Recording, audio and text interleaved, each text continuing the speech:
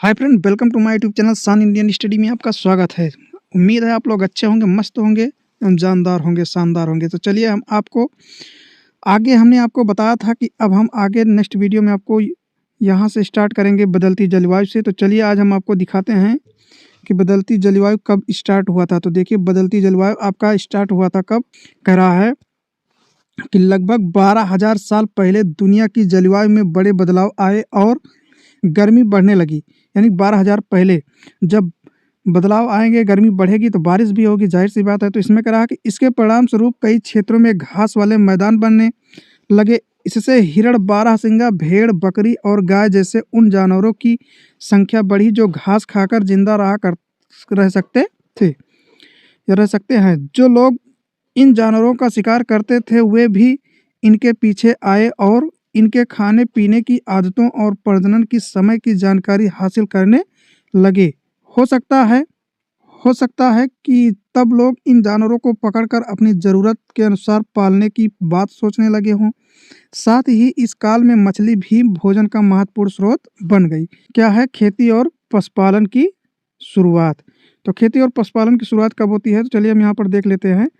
कह रहा है इस दौरान उपमहाद्वीप के भिन्न भिन्न इलाकों में गेहूं और धान जैसे अनाज प्राकृतिक रूप से उगने लगे थे। शायद महिलाओं, पुरुषों और बच्चों ने इन अनाजों को भोजन के लिए बटोरना शुरू कर दिया होगा। साथ ही वे यह भी सीखने लगे होंगे कि यह अनाज कहाँ उगते थे और कब पककर तैयार होते थे। ऐसा करते करते लोगों ने इन अनाजों को खुद पैदा करना सीख लिया होगा। इस प्रकार धीरे धीरे वे कृषक बन गए होंगे। आगे कह रहा है कि इसी तरह लोगों ने अपने घरों के आसपास चारा रखकर जानवरों को आकर्षित कर उन्हें पालतू बनाया होगा। सबसे पहले जिस जंगली जानवर को पालतू बनाया गया वह कुत्ते का जंगली पूर्वज था। क्या था? जिस जानवर को सबसे पहले पालतू बनाया गया वह कुत्ते का जंगली पूर्वज था। धीरे धीरे लोग भेड़, बकरी, गाय और सुअर जैसे जानवरों को अपने घरों के नज़दीक आने को उत्साहित करने लगे। ऐसे जानवर झुंड में रहते थे और ज़्यादातर घास खाते थे। अक्सर लोग अन्य जंगली जानवर के आक्रमण से इनकी सुरक्षा किया करते थे और इस तरह धीरे धीरे वो पशुपालक बन गए होंगे। क्या तुम बता सकती हो कि सबसे पहले कुत्तों को ही पालतू क्यों बनाया गया? ये क्वेश्चन पूछ रहा है। पेज में क्या है? तो यहाँ पर कह रहा है घरेलू करण की प्रक्रिया। अब देखो घर कब ये लोग बनाने लगे। कह रहा है कि लोगों द्वारा पौधे उगाने और जानवरों की देखभाल करने को घरेलू करण की प्रक्रिया का नाम दिया गया है। अपनाए गए ये पौधे तथा जानवर अक्सर जंगली पौधों तथा जानवरों से भिन्न होते हैं।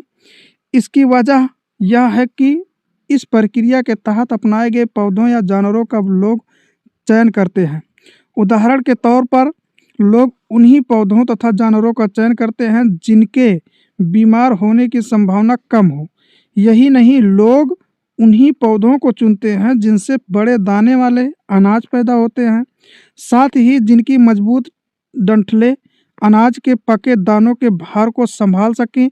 ऐसे ही पौधों के बीजों को संभाल कर रखा जाता है ताकि फिर उगाने के लिए उनके गुण सुरक्षित रह सकें। आगे क्या कह रहा है? उन्हीं जानवरों को आगे प्रजनन के लिए चुना जाता है जो आमतौर पर अहिंसक होते हैं, यानी कि किसी को मारते नहीं या काटते नहीं। इसलिए हम देखते हैं कि पाले गए जानवर तथा कृषि के लिए अपनाए गए पौधे जंगली जानवरों तथा पौधों से धीरे धीरे भिन्न होते गए।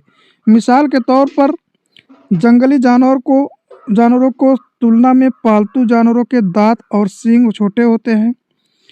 इन दांतों को देखो, इनमें से कौन सा जंगली सुअर का है और कौन सा पालतू सुअर का है।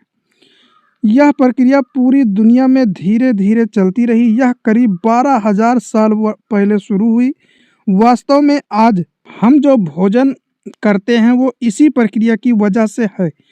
कृषि के लिए अपनाई गई सबसे प्राचीन फसलों में गेहूं तथा जौ आते हैं। उसी तरह सबसे पहले पालतू बनाए गए जानवरों में कुत्ते के बाद भेड़, बकरी आते हैं। ये इम्पोर्टेंट है। सबसे पहले कुत्तों का जंगली पूर्वज अपनाया गया पालतू बनाने के लिए। और उसके बाद भेड़ बकरी, तो इसमें जो कह रहा है, इसमें कह रहा है कि इसमें देखिए कौन सा दांत जंगली स्वर का है और कौन सा पालतू स्वर का। तो ये हमारा पालतू स्वर का हो जाएगा और ये हो जाएगा हमारा जंगली स्वर का। ये हो जाएगा जंगली और ये हो जाएगा पालतू, ये हो जाएगा पालतू। तो चलिए हम आपको आगे बताते हैं। आगे कह रहा है एक नवीन जीवन शैली। अब यहाँ से नई जीवन की शुरुआत होती है। कुछ लोगों को नॉलेज हो गया तो यहाँ पर नया जीवन स्टार्ट होता है। तो कह रहा है अनाज के उपयोग। अब यहाँ पर अनाज का उपयोग होने लगा। एक नवीन जीवन शैली कह रहा बीज के रूप में, खाद्य के रूप में, उपहार के रूप में और भंडारण के रूप में।